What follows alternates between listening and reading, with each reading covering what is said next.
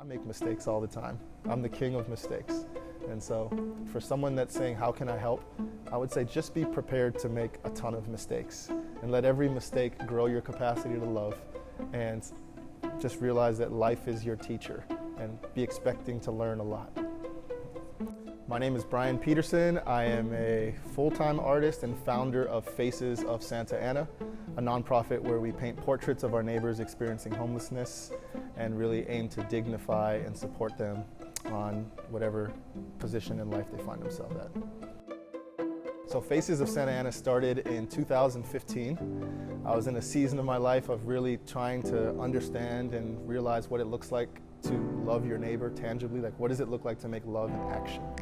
There was a man screaming outside of my window in downtown Santa Ana as I was reading a book about loving my neighbor.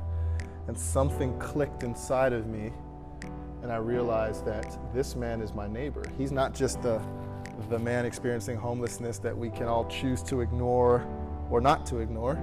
He's actually my neighbor if he lives within my vicinity. And so I went to meet him, and this man completely changed my life. Somehow I saw beauty in his story, beauty in his face, what we would consider as failure, you know, the overgrown beard, the disheveled look. I saw beauty in him, and I asked him, can I paint his portrait? And so once I asked this man to paint his portrait, I feel like I began a journey of seeing differently.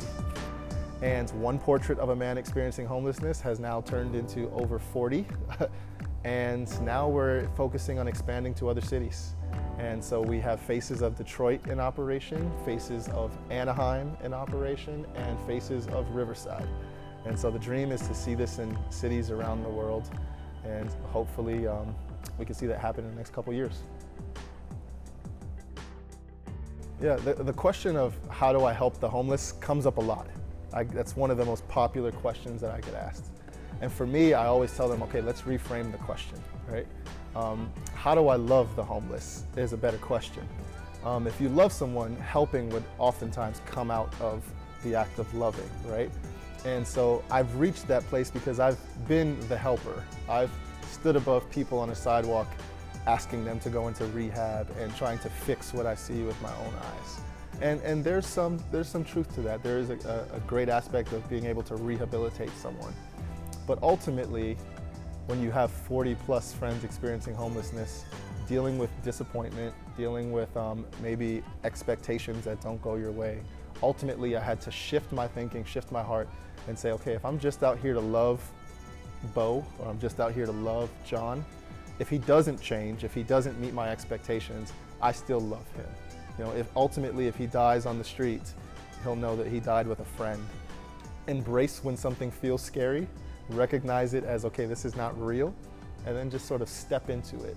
And you may find yourself in a situation where you have an organization that paints the homeless or anything along those lines. You may find your destiny, your purpose, and it may be actually really close to your passions and your gifting, but you have to tackle fear. You've got to break through.